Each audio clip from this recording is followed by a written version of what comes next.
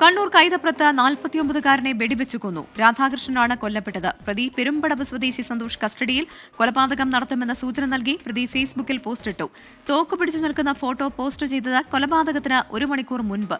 കൊള്ളിക്കുക എന്നതാണ് ടാസ്ക്, കൊള്ളുമെന്നുറപ്പ് എന്ന പോസ്റ്റ് കൊലപാതകം നടത്തിയ ശേഷവും പോസ്റ്റിട്ടു. കണ്ണൂരിൽ നിന്ന് അരുൺ പൂപ്പർമ തയ്യാറാക്കിയ റിപ്പോർട്ടിലേക്ക്. നാടിനെ നടുക്കിയ സംഭവമാണ് ഇന്ന് വൈകിട്ട് കണ്ണൂർ കൈതപ്രത്ത് വെച്ച് ഉണ്ടായത്. ഞാനിപ്പോൾ ആ കൊലപാതകം നടന്ന വീടിന് തൊട്ട് സമീപമാണുള്ളത്. നമുക്ക് ദൃശ്യങ്ങളിൽ കാണാം. ഈ വീടിൻ്റെ മുൻഭാഗത്തെ മുറിയിൽ വെച്ചാണ് ഈ വെടിവെപ്പും കൊലപാതകവും ഉണ്ടായത്.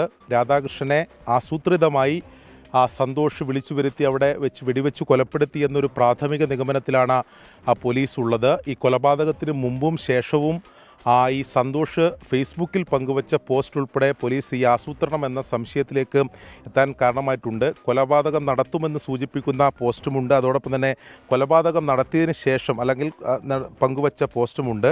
എന്തായാലും ആ കൊലപാതകത്തിൻ്റെ നടുക്കത്തിൽ തന്നെയാണ് എന്തായാലും ഈ നാടുള്ളത്. നാട്ടുകാർ ഉൾപ്പെടെ ഉണ്ട്. എന്താണ് നിങ്ങൾ ഈ കൊലപാതകവുമായി ബന്ധപ്പെട്ട് മനസ്സിലാക്കുന്നത്? നാട്ടിൽ വലിയൊരു ഞെട്ടൽ എന്തായാലും ഉണ്ടായിട്ടുണ്ടോ? നമ്മുടെ നാട്ടിൽ ഇതുവരെ ഇല്ലാത്തൊരു സംഭവമാണ്. അപ്പോൾ ഇവിടെ ഒരു 6:30ക്ക് ശേഷമാണ് ഈ സംഭവം നടക്കുന്നത്. അപ്പോൾ നമ്മളിവിടെ വന്ന് മനസ്സിലാക്കുന്ന കാര്യം എന്ന് പറയുന്നത് ഇവർ മുമ്പേ തന്നെ ബന്ധങ്ങളുള്ളവരാണ്. ഇപ്പോൾ കൺസ്ട്രക്ഷൻ നടക്കുന്ന വീട് എന്ന് പറയുന്നത് മരിച്ച രാധാകൃഷ്ണൻ്റെ ഭാര്യയുടെ പേരിൽ അവർക്ക് എടുക്കുന്ന വീടാണ്. ഇതിൻ്റെ കോൺട്രാക്ടറായി ആദ്യം ഉണ്ടായത് ഈ പറയുന്ന പ്രതിയായിട്ടുള്ള സന്തോഷാണ്.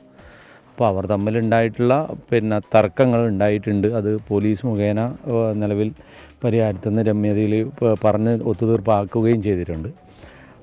ഇപ്പോൾ അതിന് ശേഷവും ഈ വിഷയങ്ങളുണ്ട് എന്നുള്ളതാണ് സംഭവത്തിന് ശേഷം നമുക്ക് മനസ്സിലാകുന്നത്.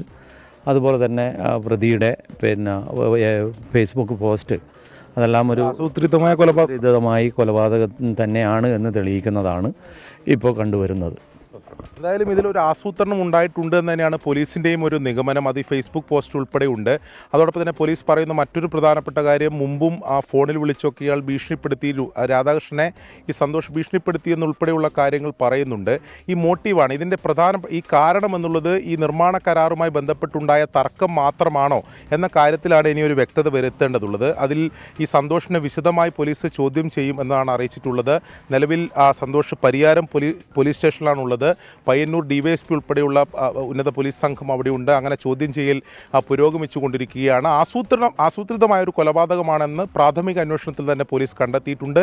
ഈ മോട്ടീവുമായി ബന്ധപ്പെട്ട ഒരു വ്യക്തതയിലേക്കാണ് ഇനി പോലീസിൻ്റെ അന്വേഷണം നീങ്ങുന്നത്. കണ്ണൂർ കൈതപ്രത്ത് നിന്നും അരുൺ പൂപ്പറമ്പ, 24.